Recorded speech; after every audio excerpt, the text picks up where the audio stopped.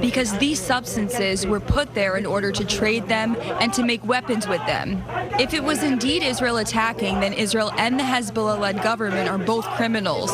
They are all criminals. David Matlin coming to you live from Tel Aviv this morning. As we look northward with Beirut still lying in ruins and at least 158 people dead so far from that disaster just last week. Large crowds of protesters have hit the streets of the Lebanese capital, burning images of President Michel Aoun and even Hezbollah leader Hassan Nasrallah. Now, in a dramatic move, demonstrators occupied government ministry buildings Saturday as well. While authorities have struggled to maintain order or respond to the emergency on almost any level. Now, here's more from Lebanon.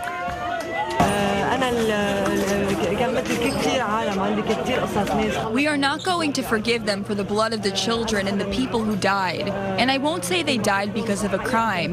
They died because of a negligent act. Because these substances were put there in order to trade them and to make weapons with them.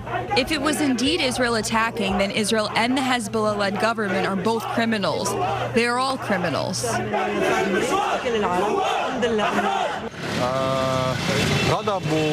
Anger, depression. We cannot bear it anymore. What else can we say? We cannot take it anymore. None of us does. Therefore, no one should stay at home or not think about protesting.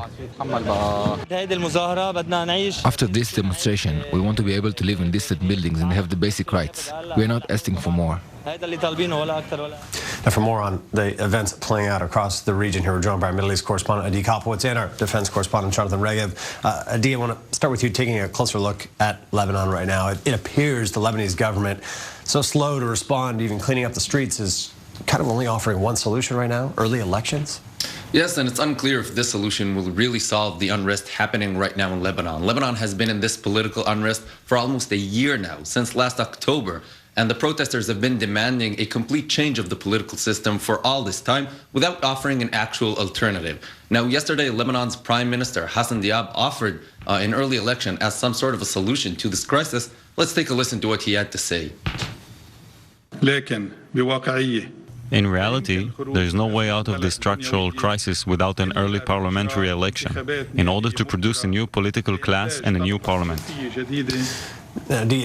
During all this anger, there's obviously been pointed at the government. Hassan Nasrallah and Hezbollah not immune, at least from the public attention and scorn that's emerging from this incident, but are they vulnerable to public criticism? They've worked for so many years to insulate themselves from the state in many ways, yet incorporate themselves into it. Where does Hezbollah lie now in this whole situation? Well, it seems like Hezbollah is trying to separate themselves as much as possible from this incident.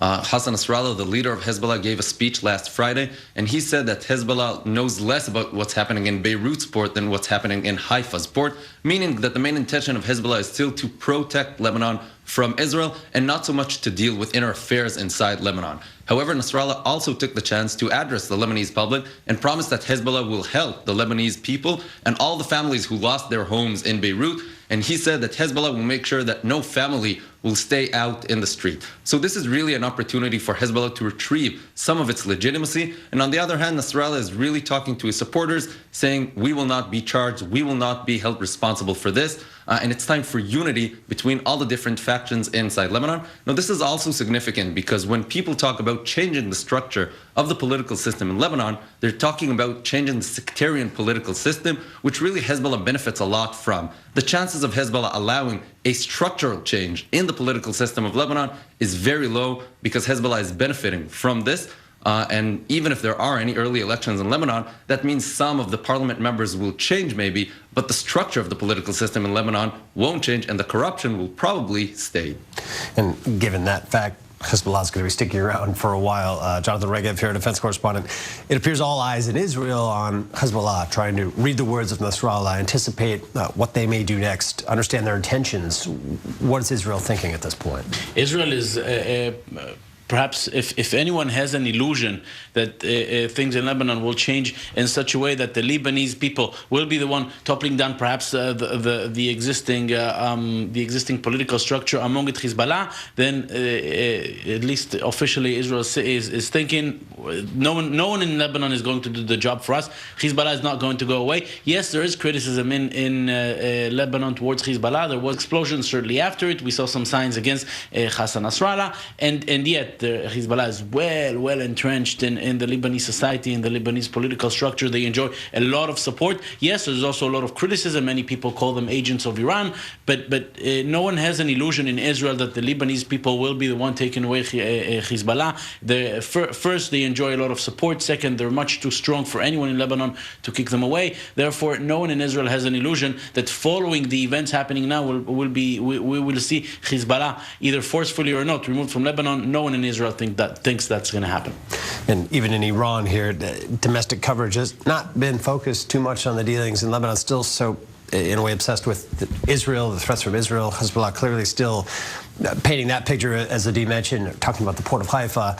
Is the IDF still on high alert, watching the situation? Constantly, because even last week, even after the explosion, Hezbollah said, we have not taken our retaliation yet against that killing of their operative in Syria nearly 3 weeks ago. So you can never know. And yes, the focus for the entire Lebanese country, the entire Lebanese society, Hezbollah among it, is now for the reconstruction of Beirut. And yet anything might happen. North of Israel now full of people on vacation. The last thing Israel would need is anything happening on the north, and we saw just for a short time on Friday how tense things are. And there was this siren, not so much siren, but alert that went off, and for about a half hour it was unclear if something was fired towards northern Israel or not. Therefore, the army is constantly on a high alert, understanding that at the moment no one in Lebanon is interested in a full-scale escalation. This was true before the explosion on Tuesday, certainly more so now, but it can always happen. Well, thanks for the analysis. Obviously, so important to Israel. And you mentioned, the high alert, the sirens that went off just before the weekend in the north. Not a typical sound in recent years up there. Adi, in terms of the disaster last week in Lebanon, here in Beirut, where does the investigation stand? Is it still in such an early stage, or is there any momentum yet to some sort of credible investigation? Well, the authorities in Lebanon announced that they already arrested about 15 people who worked at the port, trying to understand who allowed this to happen. We're seeing the live images just to cut in for our viewers understand. This is really today's view from the port here as it is. Aftershock, that's hard to imagine. The storing of so much explosive material in the port is definitely something that should be investigated, and the Lebanese government is very stubborn, wanting to hold people charged for this and really to punish people for this, to show that they are investigating and that they are working for the Lebanese people. However, the unrest that we're seeing in the street is the sort of the one that people seem to have a very hard time forgiving the Lebanese government for even allowing this to happen at the first place. And it's going to be very difficult for the government to really compensate the Lebanese public for what happened, because if up until now people thought that corruption in Lebanon is making their life harder and is affecting the quality of their life, now people are feeling that this incident is really a sign that corruption doesn't only affect the quality of life, but the mere existence of life, and that corruption can actually kill. And this is why even a thorough investigation, it's hard to believe that even a thorough investigation would help to relax the Lebanese unrest and the Lebanese public. Well, seems to be a story to stay with us, at least for some days to come. Appreciate both of you being with us. Jonathan Reagan, defense correspondent, Adi Kopelwitz, Middle East correspondent. We'll keep our viewers up to date on anything emerging from Lebanon.